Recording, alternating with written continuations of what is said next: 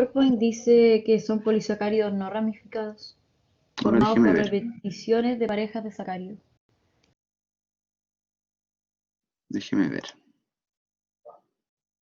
Claro, es que hay de dos tipos ahí en la imagen.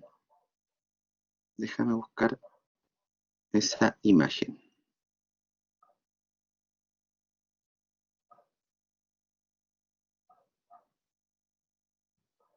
Mm, mm, mm.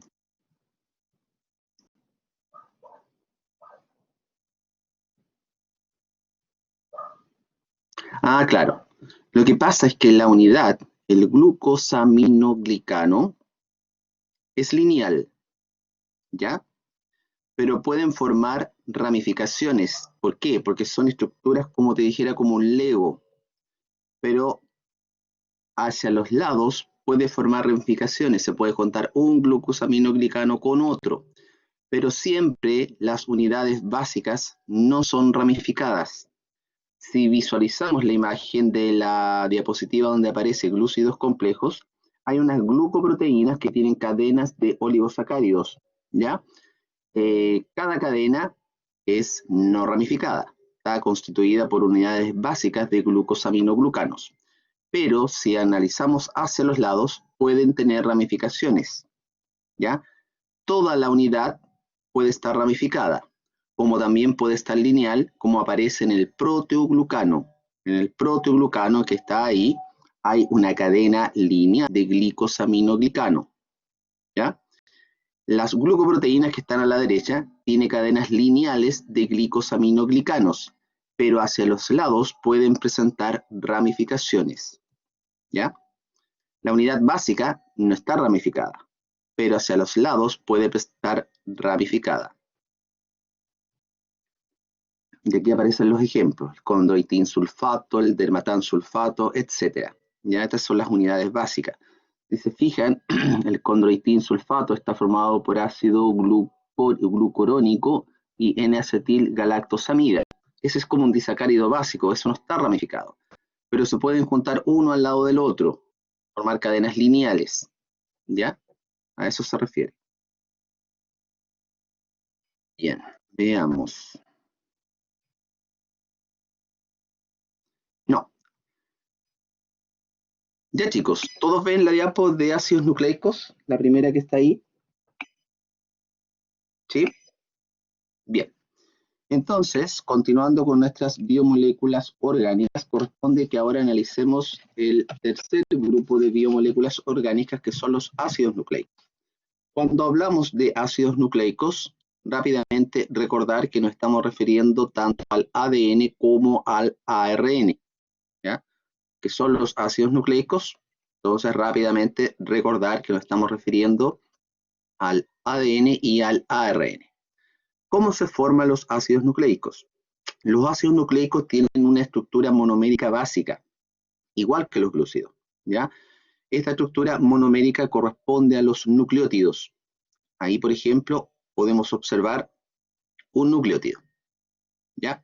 ¿Cuáles son las funciones generales en las células? Por ejemplo, el ADN se encarga de almacenar la información genética y el ARN sirve como intermediario en la síntesis de proteínas. Los ARN, que hay varios tipos de ARN, pero vamos a hablar solo de 3, los ARN dirigen la síntesis de proteínas.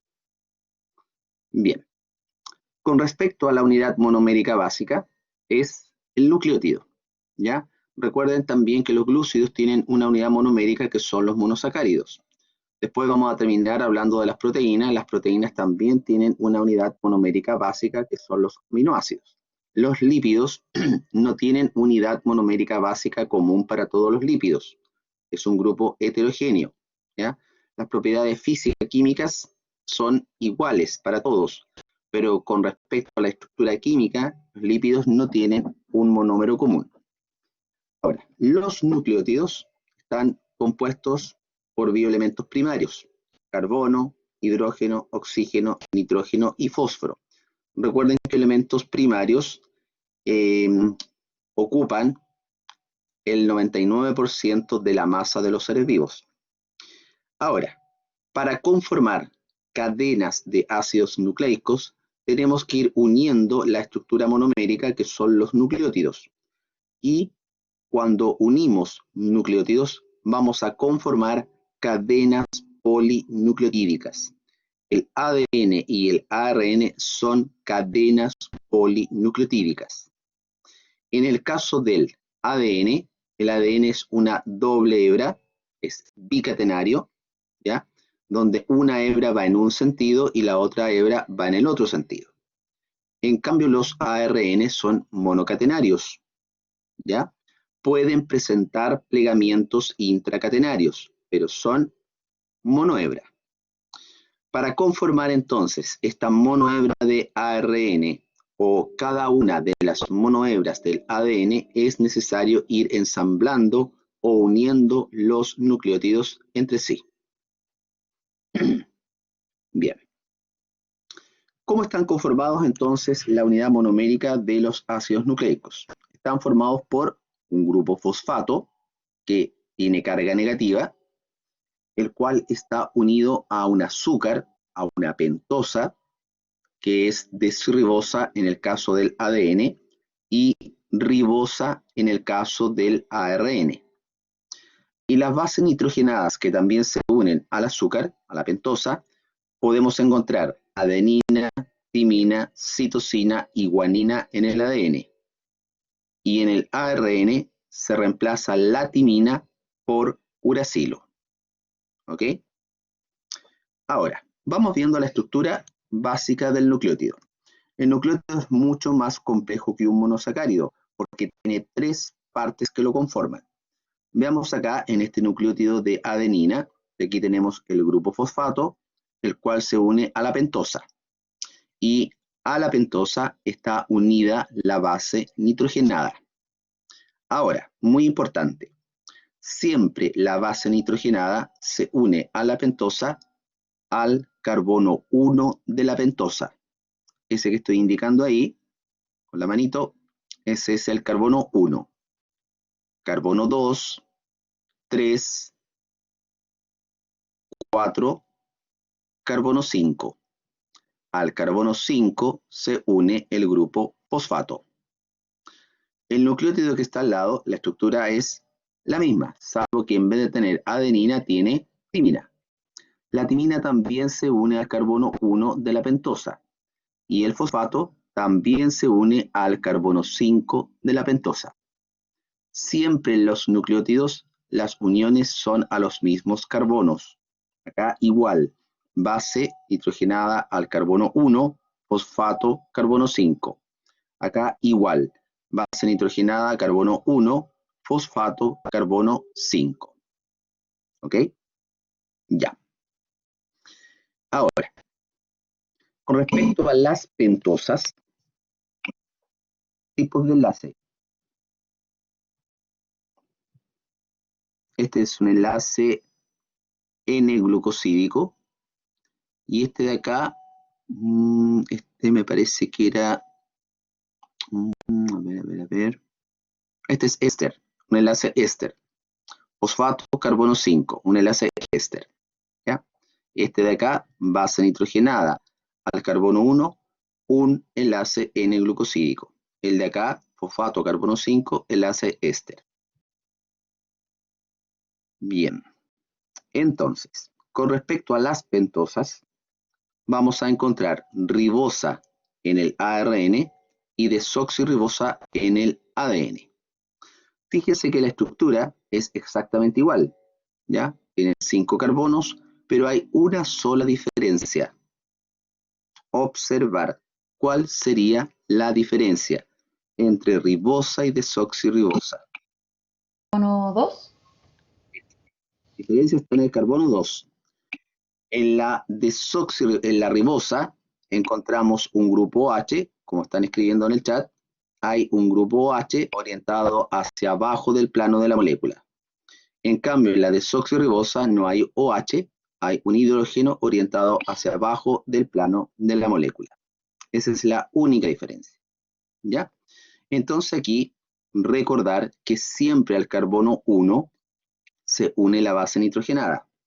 En el caso de la desoxirribosa se puede unir adenina, timina, citosina o guanina. En el caso de la ribosa, se va a unir adenina, uracilo, citosina, guanina. Y al carbono 5 de la ribosa se une el grupo fosfato. Al carbono 5 de la desoxirribosa también se une el grupo fosfato. Ahí está especificado, ¿ya? Esto es básico, así que no olvidar.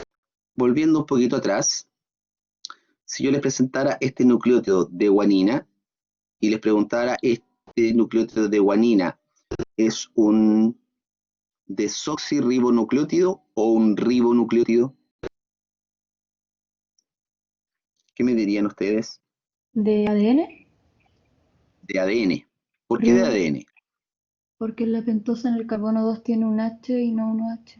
Exacto. La pentosa en el carbono 2, ahí estoy indicando el carbono 2, no presenta un OH, por lo tanto no es ribosa, es desoxirribosa, ¿ya? Por lo tanto, este nucleótido en particular se denomina desoxirribonucleótido. Si fuera una ribosa, se llamaría ribonucleótido, ¿ya? Para diferenciar uno con respecto al otro. Bien. Ahora, con respecto a las bases nitrogenadas, que siempre las vamos a encontrar unidas al carbono 1 de la pentosa, son extremadamente importantes porque son ellas las que contienen la información genética, ¿ya? La distribución de las bases nitrogenadas en el ADN tiene o representa los genes. Recuerden que los genes están en el ADN, los genes no están en el ARN, ¿ya? Por lo tanto, repito, la distribución de bases nitrogenadas. ¿Alguien tiene conectado el micrófono? Se traslapa un poquito. Repito, las bases nitrogenadas, la distribución de las bases nitrogenadas en el ADN determina la información genética. Esa información genética pasa de las células madres a las células hijas. ¿Quién tiene conectado el micrófono? Rena. ¿Quién es Rena? No sé quién es. Ya. En el caso de las bases, chicos, las purinas son las que están conformadas por dos anillos. ¿Ya? Aquí dos anillos. Adenina y guanina. Y las pirimidinas son aquellas que están conformadas por un solo anillo. Timina, citosina y uracilo. ¿Ok? Ahora, como este es un curso de biología celular, no nos interesa que ustedes aprendan de memoria la estructura. No, tranquilos. Sí me interesa que recuerden cuáles son las purinas y cuáles son las pirimidinas. ¿Ya? Con eso es suficiente. No es necesario, insisto, que se aprendan de memoria la estructura de cada una. Sí también es importante que recuerden que son las bases nitrogenadas las que contienen la información genética. No es la desoxirribosa y tampoco es el grupo fosfato. Bien. Entonces, para poder conformar, en el caso del ADN, una estructura doble hebra bicatenaria, es necesario que las bases nitrogenadas se unan por complementariedad de bases. La adenina siempre se une con la timina a través de dos enlaces puente hidrógeno. Ahí encontramos un puente hidrógeno y ahí está el otro puente hidrógeno. Y en el caso de la guanina, siempre se une con la citosina a través de tres enlaces puente hidrógeno. 1, 2 y 3. Este enlace entre guanina y citosina es más resistente, que obviamente tiene tres enlaces puente hidrógeno. Por lo tanto, se requiere más energía para separar guanina-citosina. Acá es más fácil romper este enlace, esta unión. Siempre la unión entre las bases es entre una purina y una pirimidina, una de doble anillo con una de anillo simple. Ok.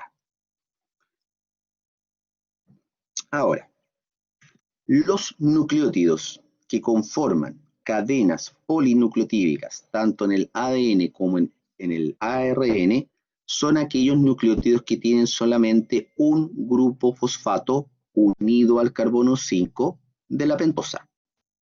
Pero podemos encontrar nucleótidos que en vez de tener un solo grupo fosfato, pueden tener dos grupos fosfato o pueden tener hasta 3 grupos fosfato. Aquí tenemos un ejemplo muy importante. El ATP es la molécula energética con la cual funciona la célula. Es la principal fuente de energía química.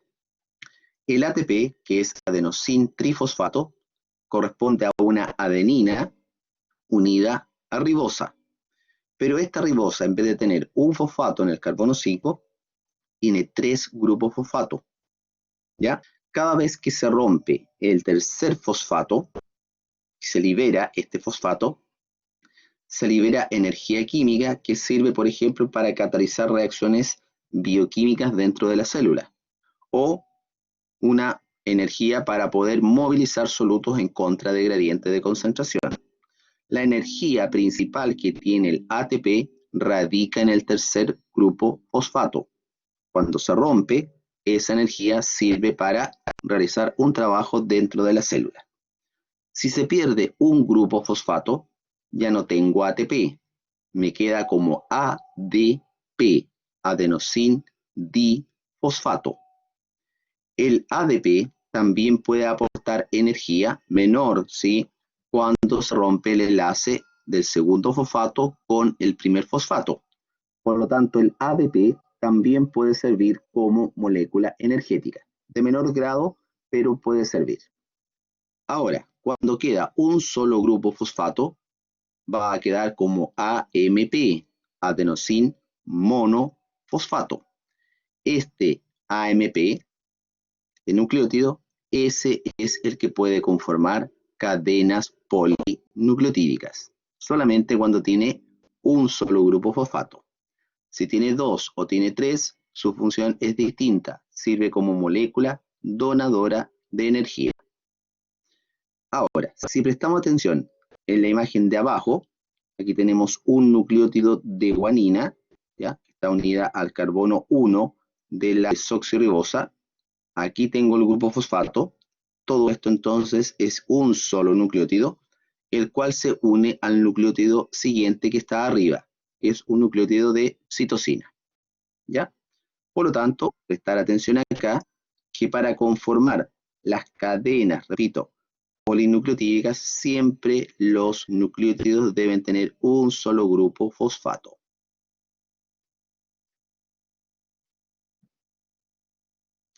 Entonces, para poder conformar cadenas polinucleotídicas es necesario establecer un enlace entre un nucleótido y el nucleótido siguiente. La molécula que sirve para enlazar los nucleótidos corresponde al grupo fosfato. Aquí tenemos el grupo fosfato. Por lo tanto, como el fosfato ya está unido al carbono 5 de su nucleótido correspondiente, se tiene que unir al carbono 3 del nucleótido que está más arriba para poder conformar cadenas polinucleotídicas. Este enlace se llama enlace fosfodiéster. Ocurre entre el carbono 5 de un nucleótido, el fosfato, y el carbono 3 del nucleótido siguiente. Para abajo, lo mismo. Voy a tener aquí el carbono 3, fosfato, por lo tanto ahora el fosfato se tiene que unir al carbono 5 del nucleótido que está abajo. Y acá lo mismo, carbono 5, fosfato, hacia arriba, carbono 3. Siempre es igual. En la hebra de ADN, el grupo fosfato y la desoxirribosa quedan hacia afuera de la molécula, hacia la periferia, mientras que las bases nitrogenadas quedan hacia el centro de la macromolécula. ¿Ok? Bien. Entonces, con respecto al ADN, la estructura del ADN, ahora lo vamos a repetir, Alegre. Mira, ahora lo voy a repetir. Aquí es más fácil entenderlo. La estructura que conocemos del ADN, que es una doble hebra, orientados con su base nitrogenada hacia el centro el fosfato y la desoxirribosa hacia afuera, fue establecido el año 1953 por Watson y Crick. ¿Ya? Ahora, en la hebra del ADN, esta cinta de color que está hacia la periferia de la macromolécula, esta cinta me representa el grupo fosfato y la desoxirribosa. En la otra monohebra, lo mismo. Aquí van la desoxirribosa y el grupo fosfato. Vuelvo atrás. Por fuera tengo la desoxirribosa y el grupo fosfato. Hacia el interior de la doble hebra, ¿qué voy a encontrar? Voy a encontrar las bases nitrogenadas. ¿Ya? Por lo tanto, la información genética en la doble hebra de ADN, repito, no está en el grupo fosfato, tampoco está en la desoxirribosa. La información genética, los genes, está en la distribución de las bases nitrogenadas, las cuales siempre se orientan hacia el centro de la macromolécula. Ahora, ¿dónde encontramos ADN? ¿En qué parte de la célula encontramos ADN? Obviamente que en el núcleo, ¿ya? La principal fuente de ADN está en el núcleo, en la cromatina del núcleo. Pero no olvidar que las mitocondrias y los cloroplastos también tienen ADN, ¿ya? Los cloroplastos tienen ADN cloroplastidial y las mitocondrias tienen ADN mitocondrial, ¿ok? En el caso de las mitocondrias, el ADN mitocondrial que nosotros tenemos lo heredamos de nuestra madre, no lo heredamos del padre. Tampoco nuestro ADN mitocondrial es una mezcla del ADN mitocondrial de la mamá y el papá. Es solamente el ADN mitocondrial madre. Por lo tanto, en nuestras células, nuestras mitocondrias tienen el mismo ADN mitocondrial de nuestra mamá. Tenemos el mismo ADN mitocondrial de nuestra abuela materna, el mismo ADN mitocondrial de nuestra bisabuela materna y así sucesivamente hacia atrás. ¿Por qué es eso? ¿Saben por qué es así? ¿Por qué no tenemos una mezcla de ADN mitocondrial del papá y la mamá? En el caso del ADN nuclear, tenemos una mezcla. La mitad de nuestros cromosomas lo aportó nuestro papá. La otra mitad de nuestros cromosomas lo aportó nuestra mamá.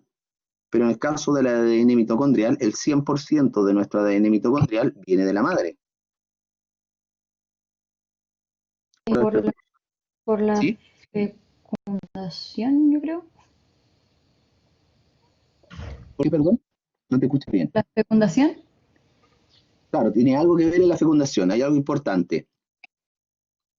Provienen del óvulo, claro. ¿El óvulo la aporta la mitocondria? No sé. Claro, el ovocito, cuando es fecundado por eh, el espermatozoide deja afuera las mitocondrias y su flagelo. Lo que ingresa al interior del ovocito es el pronúcleo, son los cromosomas masculinos. Eso es lo que se fusiona con el pronúcleo femenino del ovocito y se produce la fecundación.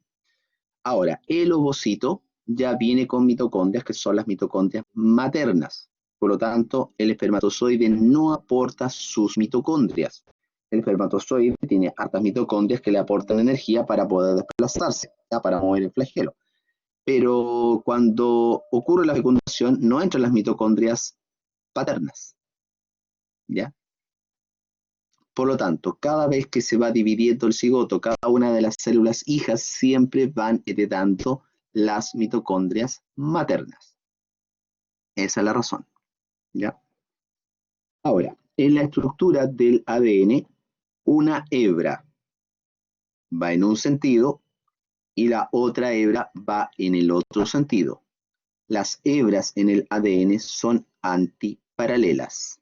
Ahí lo vamos a explicar en un esquema.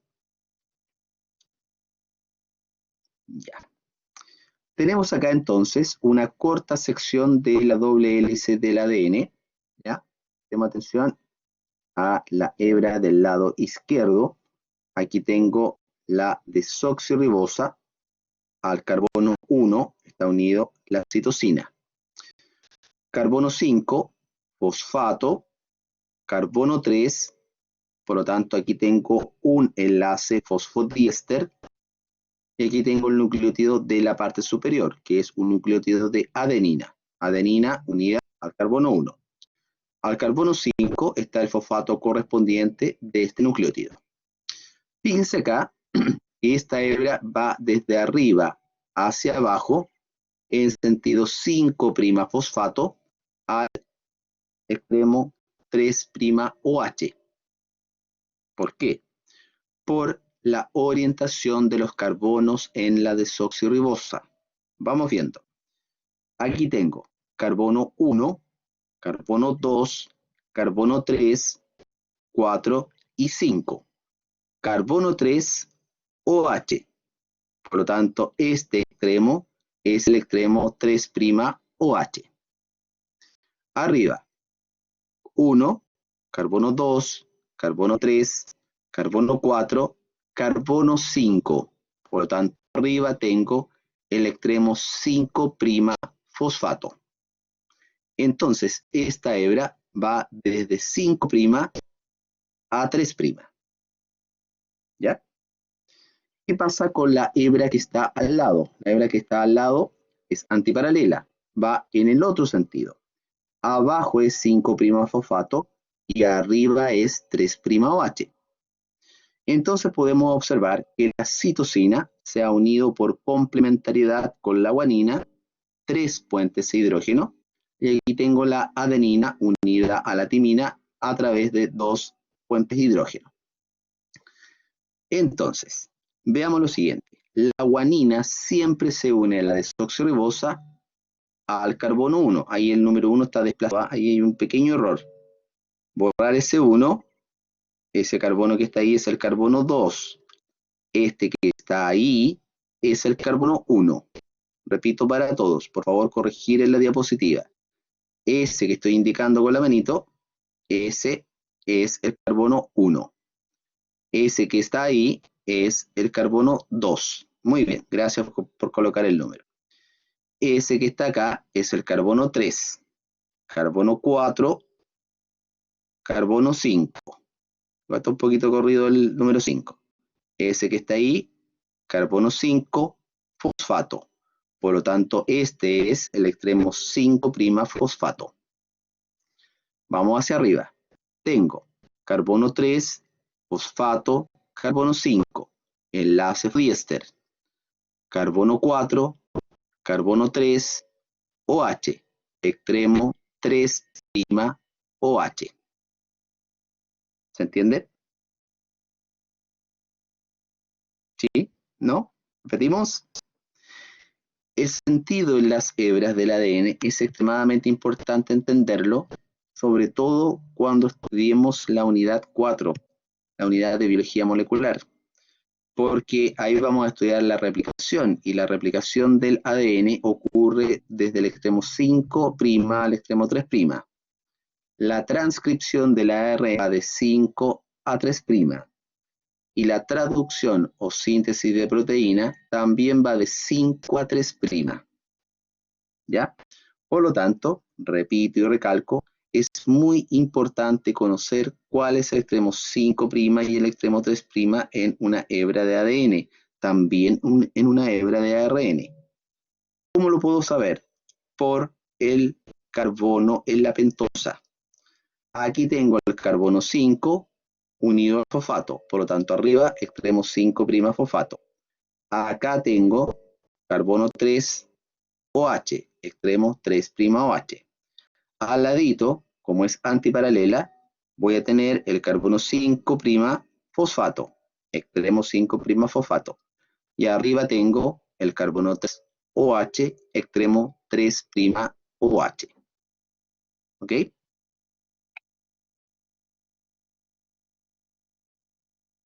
El carbono 3 se une al carbono 5 a través del grupo fosfato y no al revés. A ver, si habláramos de sentido 5 a 3, ya, 5 a 3, estaríamos diciendo que el carbono 3 se une, no se une al carbono 5, se une al carbono 5 indirectamente, se une a través del grupo fosfato, carbono 3, fosfato, carbono 5, ¿ya? Exacto, a través del grupo fosfato. Acá lo mismo, carbono 3, fosfato, carbono 5, ¿ya? Recuerden que siempre la unión entre el carbono 3 y el carbono 5 es a través del grupo fosfato, estableciendo enlaces fosfodiéster, ¿ya? Bien, ¿queda claro esto, chicos? ¿Los demás? ¿Sí? ¿No? ¿Daniela? Ok, perfecto. Ahora, en el caso del ADN, podemos encontrar una estructura primaria, secundaria y terciaria. Si nos referimos a la distribución o a la secuencia de desoxirribonucleótidos de una de las hebras, de una de las cadenas del ADN, estamos considerando la estructura primaria, ¿ya? La secuencia de desoxirribonucleótidos de una hebra. Si estamos analizando la doble hebra de ADN, la doble hebra corresponde a la estructura secundaria. Y esta es realmente la forma en la cual se almacena la información genética, en una doble hebra. Y cuando el ADN está compactado, enrollado alrededor de histonas, proteínas de empaquetamiento que están en el núcleo, en ese caso hablamos de una estructura terciaria, ¿ya? Fíjense aquí abajito, esas pelotitas de color azul corresponden a las zonas alrededor de las cuales se enrolla la doble hebra de ADN. Este enrollamiento del ADN, esta compactación, es muy importante en la expresión génica. Cuando el ADN está compactado, o mejor dicho, cuando las histonas están compactadas, los genes que están en el ADN de estas zonas compactadas, los genes no se expresan, están apagados o silenciados. Pero si las histonas se separan, fíjense que aquí se han separado las histonas, ¿ya? Ese trocito de ADN que está ahí, que está más libre, aquí hay genes. Por lo tanto, ahora los genes se pueden expresar, se encienden los genes, ¿ya? Por eso después vamos a hablar de eucromatina, para referirnos a la cromatina que se está expresando, y heterocromatina, para referirnos a la cromatina que no se está expresando, ¿ya? Repito nuevamente, cuando las histonas están compactadas, una al lado de la otra, bien apretadas, los genes del ADN que están acá no se expresan. En cambio, si se separan histonas, los genes se expresan. Este mecanismo de compactación, ¿ya? Y descompactación de las histonas es un mecanismo de regulación génica, que después lo vamos a mencionar. Bien. ¿En qué momento se pueden expresar?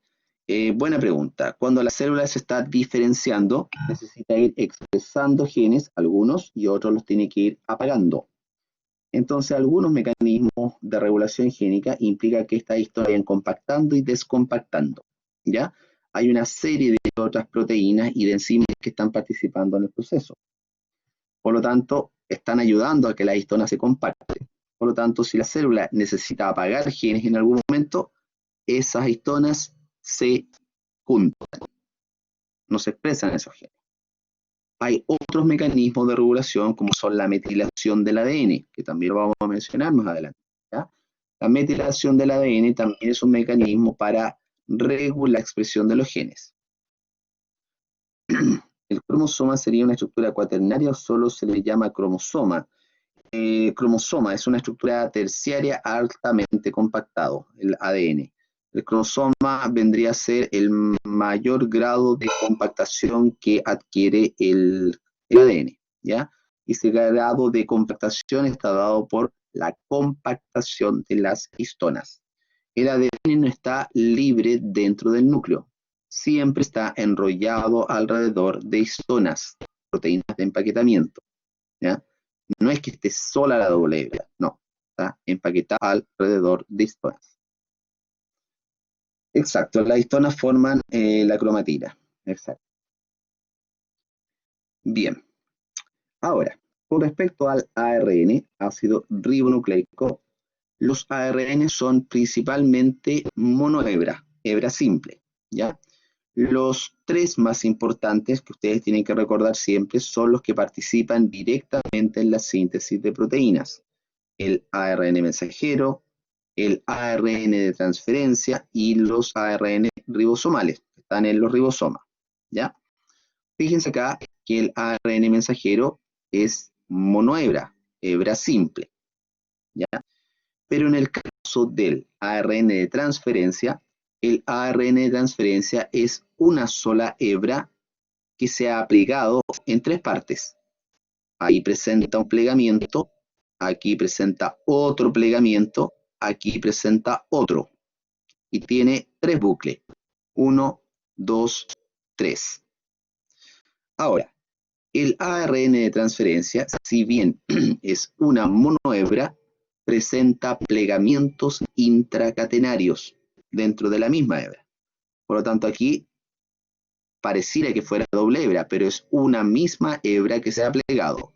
Lo mismo ahí, lo mismo acá, lo mismo acá. Los ARN ribosomales presentan múltiples plegamientos intracatenarios. Muchos. Fíjense acá. Muchos plegamientos intracatenarios. Pero si yo estirara esta hebra de ARN, encontraría que es una sola hebra de ARN ribosomal, que tiene muchos plegamientos intracatenarios. Ahora, aparte de estos tres tipos de ARN, hay otros tipos de ARN, ¿ya? Cada vez se encuentran más tipos de ARN nuevos que cumplen funciones específicas dentro del núcleo o durante la traducción de proteínas. Hay ARN interferentes, hay mini ARN, micro ARN, ¿ya? Pero los más importantes, debido a la expresión génica, son estos tres. Ahora, en el ARN no están los genes. Cuidado. El ARN mensajero lleva la copia transcrita de un gen. Lleva la copia transcrita de un gen. ¿Por qué? Porque la secuencia de nucleótidos, cada 3 nucleótidos, por ejemplo, guanina, citosina, uracilo, cada 3 nucleótidos implica que sean un codón. Cada codón codifica para un aminoácido específico, ¿ya? Este segundo codón codifica para otro y así sucesivamente. Es el ARN mensajero el que lleva la copia transcrita del gen. El ARN de transferencia, ¿qué es lo que lleva? Lleva un anticodón en este extremo. Y en el otro extremo, acá arriba, en el extremo 3' del ARN de transferencia, lleva el aminoácido específico. Pero ¿quién es el encargado de leer la información del ARN mensajero? ¿Quién es el que traduce la información? Esta estructura que está acá, ¿ya? El ribosoma, con su ARN ribosomal y sus riboproteínas, son las estructuras encargadas de traducir la información del ARN mensajero. Ahora, ¿por qué decimos que el ARN ribosomal traduce? A ver.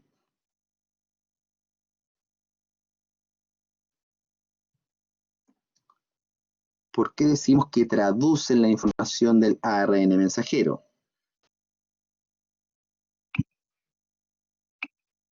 Exacto. Bien. Al decir que traduce, es igual cuando uno está traduciendo del inglés al español.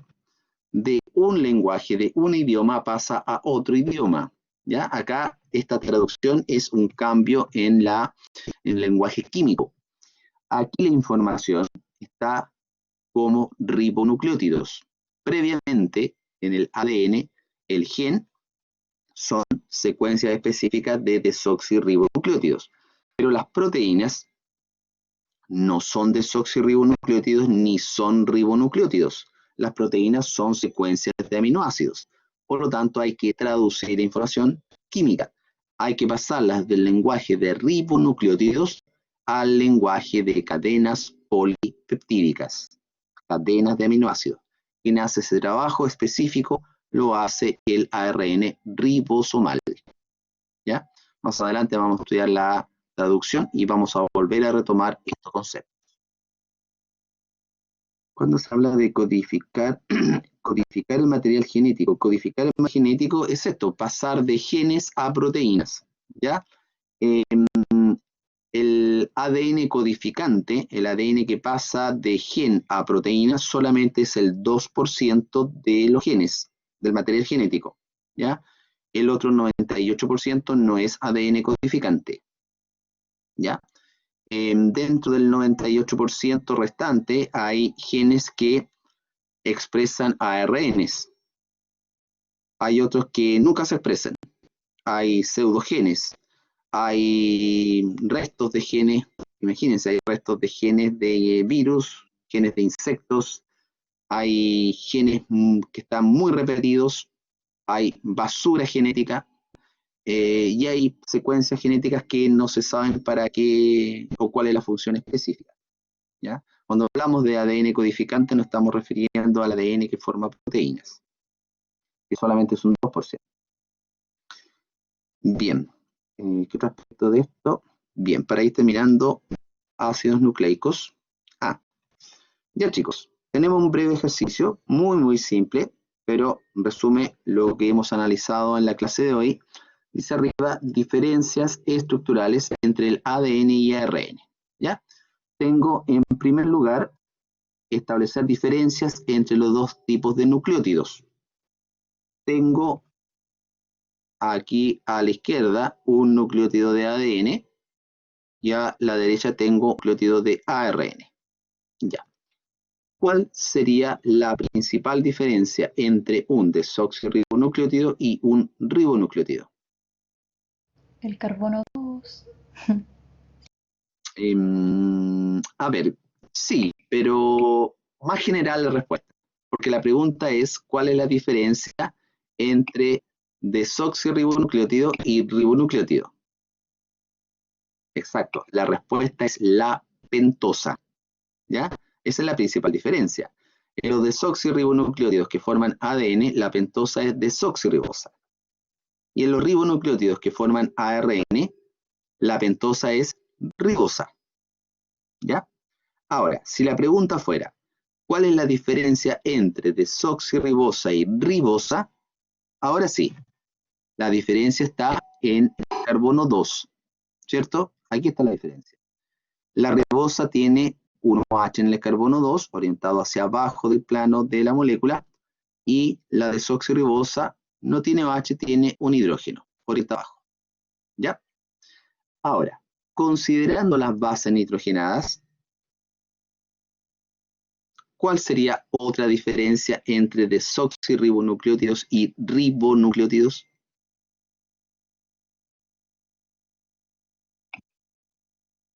Exacto, la timina, ¿cierto?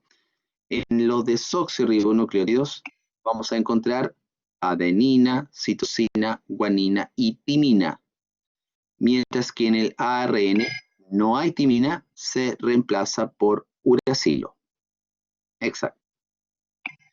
Ahora, si analizamos cadenas polinucleotídicas de ADN y de ARN, ¿cuál es la diferencia? La dirección ¿Ah? monocateriana ¿Perdón? y la dirección de las cadenas y que una tiene 2 y la otra 1. Claro, esa es la principal diferencia. En el ADN, la estructura del ADN, para que guarde la información genética, es una estructura bicatenaria, es doble hebra. Una hebra va en un sentido, fíjese acá, de 5 a 3, y la otra antiparalela hacia arriba de 5 a 3. ¿Ya?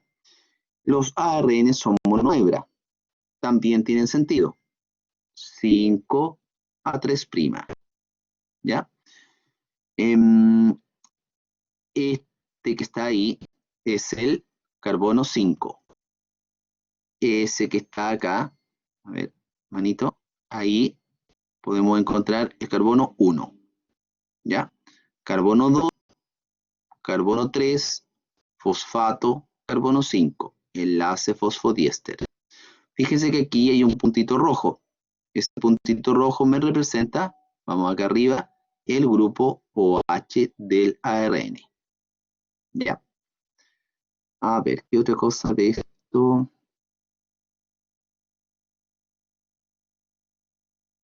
Pregunta para Bachi. ¿Qué carbono es ese? Estoy indicando ahí con el dedo.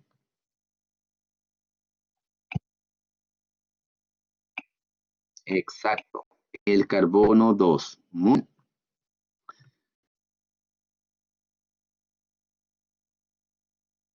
¿Qué carbono es ese?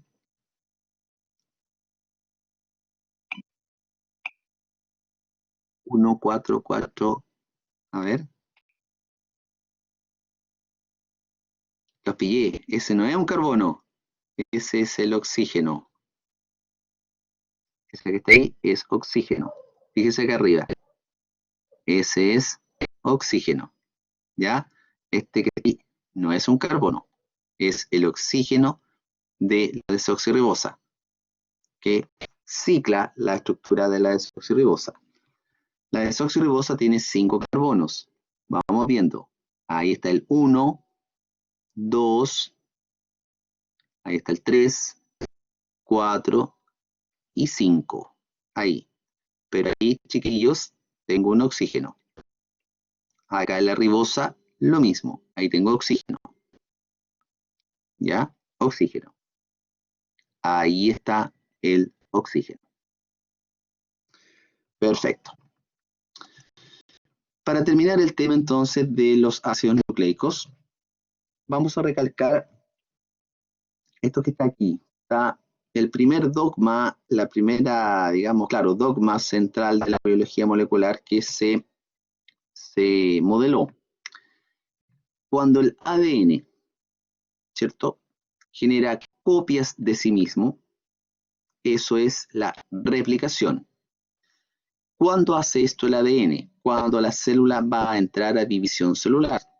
Piensen en el caso de la mitosis. Antes que la célula entre a mitosis, hay una larga etapa de interfase. De la interfase tenemos G1, S y G2. Es específicamente en la fase S, de la interfase, cuando se replica el ADN. Por lo tanto, ahí se replica todo el ADN completo. ¿Ya?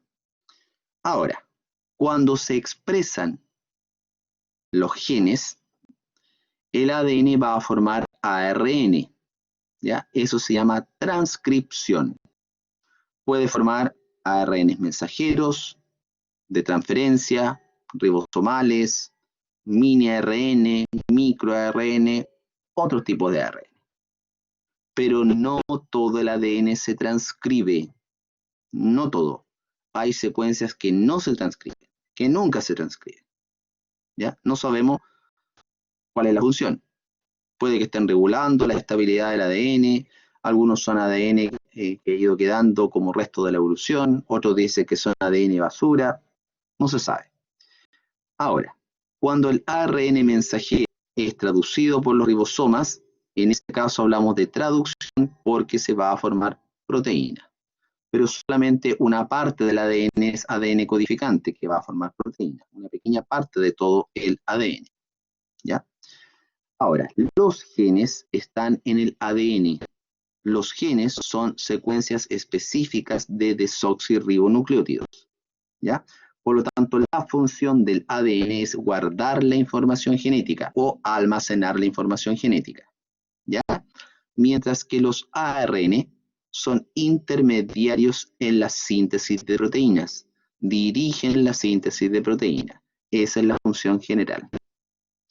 En el caso del ARN mensajero, es el que lleva la copia transcrita del gen. En el caso del ARN de transferencia, el ARN de transferencia, lo más importante es que lleva aminoácido específico, un aminoácido específico. Para cada codón, el ARN de transferencia lleva un aminoácido. Y los ARN ribosomales son los encargados de ir traduciendo la información del ARN mensajero. ¿Cómo lo traduce? Bueno, lo vamos a ver con detalle más adelante. Pasa del lenguaje químico de ribonucleótidos al lenguaje químico de secuencias de aminoácidos. Por eso decimos que traducen. ¿Ok? El proceso de traducción del ADN, de traducción de proteínas, sí, eso lo vamos a estudiar más adelante, en la unidad 4. Vamos a ver replicación, después transcripción en procariontes y eucariontes, traducción, síntesis de proteína, regulación de la eugénica y mutación. ¿Ya? Esa es la unidad que menos les gusta a los estudiantes, la unidad 4. Bien, chicos, a ver, otro aspecto de esto. Cuando ya está todo el ADN replicado, supongo. A ver, no te entiendo la pregunta, Camila. Cuando ya está todo el ADN replicado. Yo no entiendo. pregunté. ¿No? Bernardo preguntó. Y yo creo que esa es la respuesta. Ah, ya le estaba respondiendo a tu compañero. Ya. Bien, aquí hay algunas preguntitas que le va a servir para estudiar, ¿ya? Las pueden responder después, no es necesario que las respondamos ahora, eso lo hace un nucleico, la estructura, etcétera. Bien, ¿alguna duda específica con respecto a ADN o ARN, chicos? La Ya nos pregunta de queda. Bernardo. La pregunta de Bernardo, aquí no alcanzaba la profe, ¿cómo sé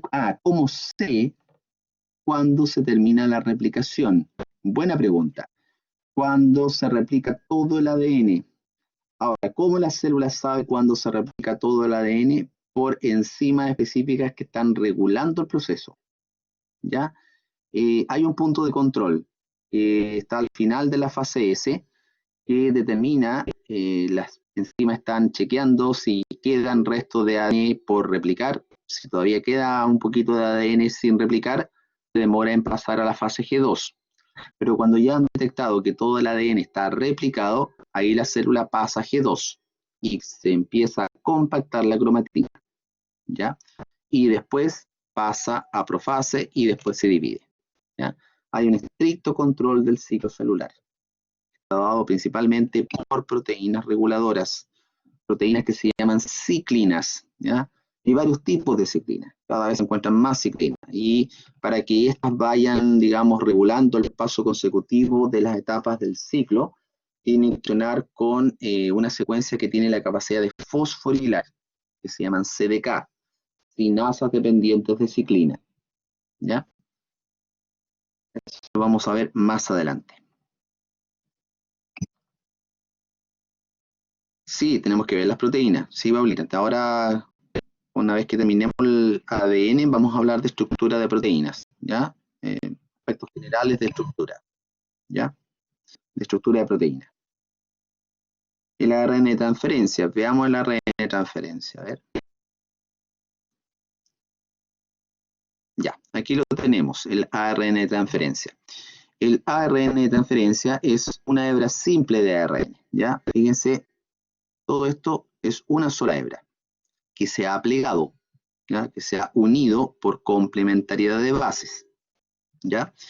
Ahora, este ARN de transferencia presenta plegamientos intracatenarios, que son 3, 1, 2, perdón, 4, 3 y 4. Este ARN de transferencia tiene la forma de una T invertida o también aparecen los textos como hoja de trébol, ¿ya? En este extremo que está aquí, ¿ya? Lleva una secuencia de ribonucleótidos que es complementaria al codón que lleva el ARN mensajero. Cada uno de estos codones que lleva el ARN mensajero, por complementariedad de bases, a cada codón corresponde un anticodón. Los anticodones los lleva el ARN de transferencia. Pero lo más importante del ARN de transferencia es que en este extremo, en el extremo 3', lleva un aminoácido, ¿ya? Por lo tanto, cuando el ribosoma va avanzando en el ARN de transferencia, va leyendo los codones, por cada codón va entrando un ARN de transferencia con un anticodón complementario y lleva un aminoácido.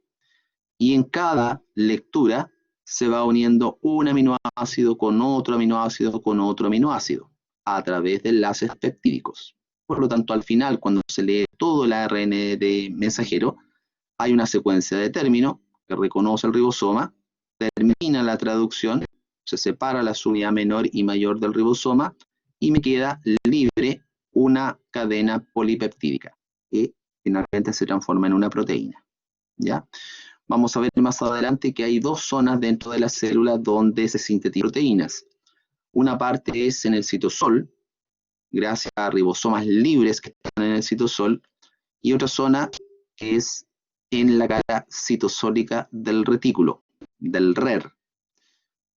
La gran diferencia de estos dos lugares donde se sintetizan proteínas es que las proteínas que se sintetizan en el citosol son solubles y quedan en el citosol. Algunas pueden ir al núcleo. Son proteínas que rápidamente son destinadas al lugar donde su función. Pero las proteínas que son sintetizadas a nivel del RER siguen un estricto proceso de maduración, ¿ya? Entran al retículo, se pliegan, después entran al aparato de Golgi, van madurando y salen por la cara trans del Golgi y son destinadas al lugar donde finalmente cumplen su función. El proceso de maduración es mucho más largo para esas proteínas que entran al Golgi, ¿ya? Por ahora, no se queda mucho con el proceso de traducción, de eso ya materia de la unidad 4. ¿Ya? Por ahora es importante recordar las diferencias estructurales generales entre ADN y ARN. Y, por último, recordar las diferencias estructurales entre ARN mensajero, transferencia y ribosomal. Con eso, por ahora, es suficiente. ¿Ok? Bien. ¿Alguna otra duda, chicos? ¿No hay más dudas? Muy bien. La mía, Ignacio, ¿cuál es tu duda? Profe, esos tres procesos del ARN ocurren entre la transcripción y traducción. Los tres procesos del ARN. ¿A qué te refieres con tres procesos o tres tipos de ARN, Ignacio? Ah, tres tipos, claro. Eso ocurre, mira, hay genes que cuando se expresan forman ARNs mensajeros. Hay otros genes que cuando se expresan forman ARNs de transferencia. Otros genes cuando se expresan forman ARNs ribosomales. ¿Ya? Ahora, ¿para qué los genes forman ARNs de transferencia y ribosomales? Para permitir la traducción de proteínas. Esos genes que codifican para ARN de transferencia y ARN ribosomal son los que dirigen la traducción. ¿Por qué? Porque van a leer la información del ARN mensajero y la traducen al lenguaje de cadenas polipeptídicas. ¿Ya? Entonces, en el ARN hay, repito, genes para ARN mensajero. Hay genes para ARN de transferencia y hay genes para ARN ribosomal. ¿Ya? Es solamente el ARN mensajero el que lleva una copia transcrita de un gen que se va a traducir en proteína. Esta secuencia de ribonucleótidos que tiene el ARN de transferencia no va a codificar para proteína. Este otro de abajo tampoco, pero se necesitan para traducir la información del ARN mensajero. ¿Ya? Colaboran los tres para producir proteínas dentro de la célula. Ya, chiquillos, ¿alguna otra duda? ¿No hay más dudas? Queda una clase, está bueno. Pensé que esta era la última. Bien. Cerramos entonces la clase de ácido nucleico. Como nos queda un poquito de tiempo, dígame. Próxima semana estaríamos viendo unidad 3. Claro, la próxima semana partiríamos con la unidad 3. Exacto. Ahora voy a avanzar unos 10 minutos en proteína. El viernes debería terminar proteínas y enzimas. Si es que no alcanzo enzima, me quedarían 2 o 3 diapos de enzima que terminaría el martes, ¿ya? Y ahí terminamos la unidad 2. A lo mejor el martes, y yo creo que sí, podríamos hacer una actividad integrativa con respecto a la unidad 2, y cerramos la unidad 2. Y basta de tortura, Renata, ¿cómo eso? Y voy a analizar mi calendario y el viernes de la próxima semana ya estaríamos en condiciones de aplicar el control 2. A ver, pero les voy a confirmar, porque tengo que ver cómo voy con las otras secciones, ¿ya? Den por hecho que una vez que terminemos la unidad 2, ya estamos en condiciones de dar el control 2, ¿ya? Y sí o sí, el miércoles de la próxima semana iniciamos con la unidad 3, partimos con membrana y contexto celular. Al final, ¿hasta dónde llegará el solemne 1? Todavía no nos han confirmado, Bárbara, ¿ya? Una vez que nos confirmen si aumenta la materia, yo les voy a avisar, pero todavía no tengo ninguna información oficial. Dígame. Es que en la calendarización sale que hay un test para el 21 de abril. Ese no va, ¿no es cierto? No te preocupes, yo siempre les confirmo antes. Esa calendarización con respecto a los controles es una calendarización teórica, ¿ya? Porque depende mucho cómo vayamos avanzando y siempre trato de aplicar los controles, ojalá el mismo día para todas mis secciones o solamente con un desfase de un día, ¿ya? Por lo tanto, también me fijo cómo vamos con las otras secciones, ¿ya? Así que no te preocupes, siempre les aviso con una semana de anticipación. Y ahí les digo claramente que voy a evaluar, ¿ya? Bien, voy a cargar entonces la clase de proteínas, porque me quedan 10 minutos, sí. Vamos a aprovechar esos 10 minutos.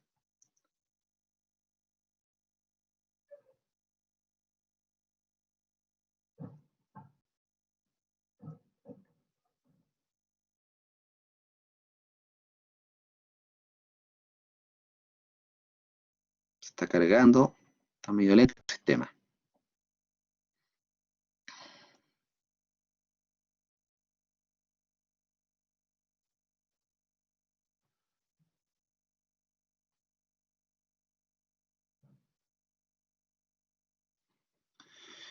Ya chicos, llegamos entonces a nuestra cuarta y última biomolécula orgánica. Recordemos que ya habíamos hablado de los lípidos, carbohidratos, ácidos nucleicos y la última es o son las proteínas.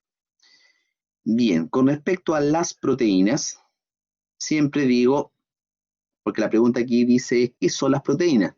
Ya, la analogía que siempre hacemos es que las proteínas son las abejas obreras dentro de la célula, ¿ya? Son ellas las que hacen el trabajo dentro de la célula. ¿Por qué? Porque ellas cumplen una gran cantidad de funciones. Por ejemplo, tienen función estructural, ¿ya? Hay proteínas que están conformando las membranas, que están conformando los organelos, ya tienen función estructural. Hay otras que tienen función de transporte. Por ejemplo, hay unas que sirven para movilizar iones. Hay otras que sirven para movilizar moléculas grandes, como la glucosa, que es muy importante. Hay otras que tienen función motora o mecánica dentro de la célula. Algunas proteínas utilizan los microtúbulos del citoesqueleto para poder movilizar vesículas de un lugar a otro dentro de la célula. El citoesqueleto de la célula eucariote está conformado por proteínas estructurales, como tubulina, como actina. Hay otras que tienen función de enzimas, muy importante. Las enzimas son catalizadores biológicos, aceleran las reacciones bioquímicas de la célula. Hay otras que tienen función como factores de transcripción. ¿Qué quiere decir eso? Están activando la expresión de los genes. Hay otras que tienen función contráctil, hay otras que tienen función de defensa, etc. ¿Ya? Todos los trabajos que están involucrados dentro de la célula lo hacen las proteínas. ¿Cuál es el monómero de las proteínas? Las proteínas, al igual que los ácidos nucleicos, que los glúcidos, tienen una unidad monomérica común para todas. La unidad monomérica son los aminoácidos, ¿ya? ¿Por qué son importantes? Por la gran cantidad de funciones que realizan dentro de la célula. Bien, ¿cómo están formadas las proteínas? Están formadas por bioelementos primarios: carbono, hidrógeno, oxígeno y nitrógeno. La unidad monomérica son los aminoácidos.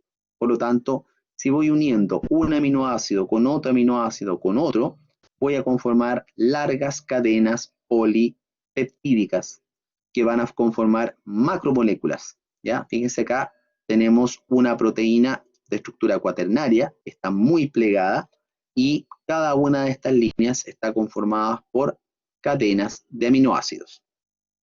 Ya. Ahora, ¿qué son los aminoácidos? Son los monómeros de las proteínas y son más simples que los nucleótidos, que eran los monómeros de los ácidos nucleicos. ¿Cómo está conformado el aminoácido? Vamos viendo. En el extremo izquierdo, el aminoácido tiene un grupo amino, que es un nitrógeno unido a 2 hidrógenos.